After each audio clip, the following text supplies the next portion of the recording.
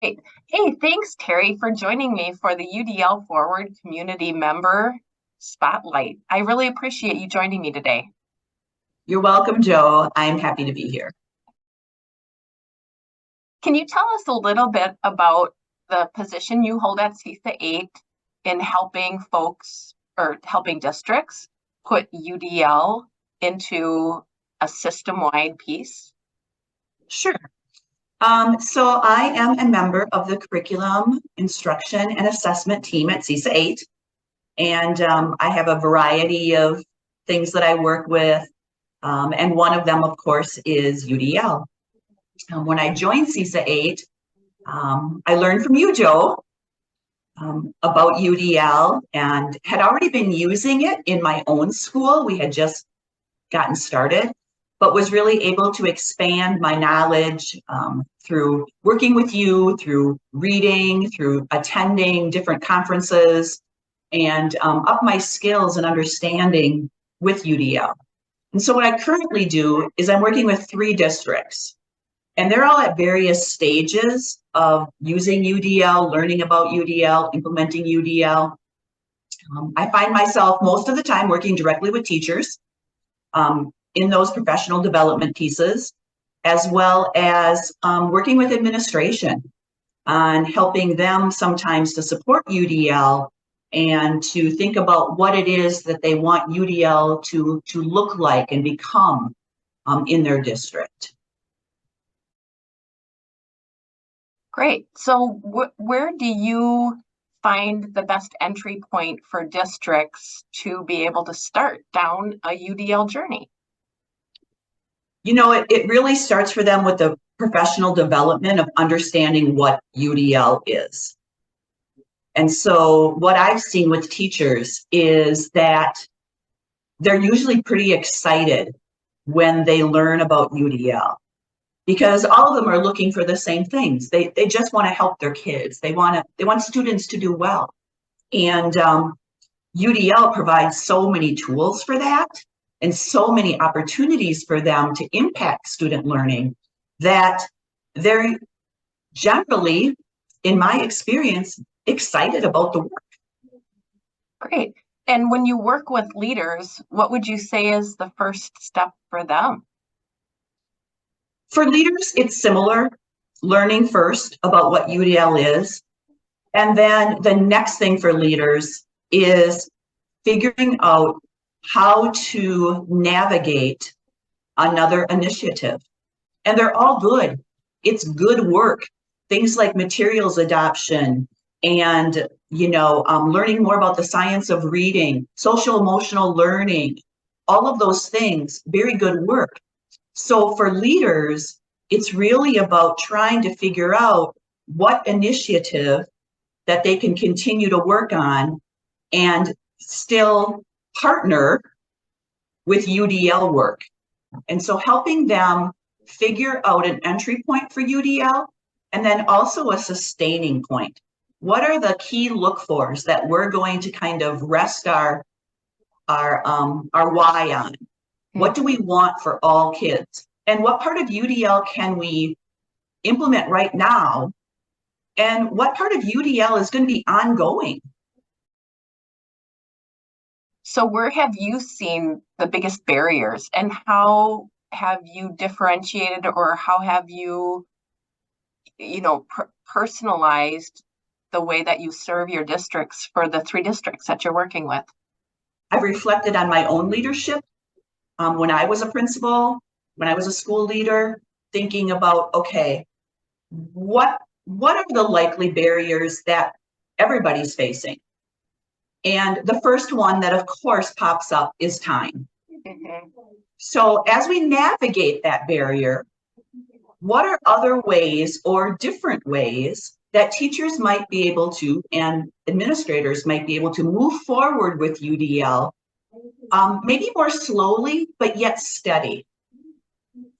And so some of the pieces that we've looked at in a couple of the districts is we've looked at student surveys and taking a look at what students are saying about the things that the staff are already doing with UDL. Mm.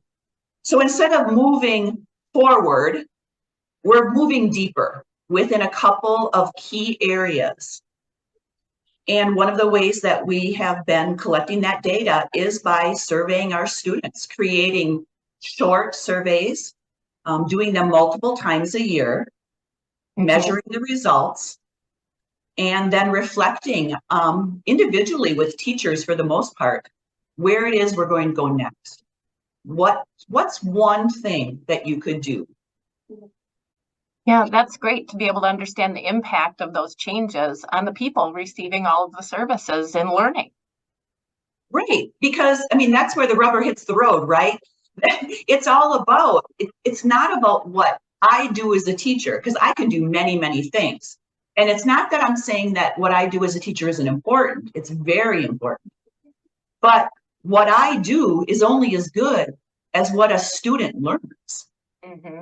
And so when I dig deeper into just a couple aspects of my practice and really hone those in, for example, being very clear on the learning goal, crystal clear, because that clarity to kids matters. And it is something that you can dig deeper in for yourself that doesn't cause you initiative fatigue, for example. So I know when you and I started together, the districts that you're working with were using UDL implementation trials. Can you tell us just a little bit about how those implementation trials were helpful to teachers? So when I was working in several of the districts, the implementation trials were kind of like the, oh my gosh moment. They were like the, oh, now I get it. Because the teachers were using their own students, measuring their own practice in real time, and then being able to see the results of the students that they were most focusing on, their indicator students, students that they had identified for a variety of reasons, whether it was because they were students who were doing pretty well in class, students who maybe weren't doing so well in class, students from a variety of backgrounds and various, issues that kids have and learners are working on. And so when they could see how over time the changes in their practice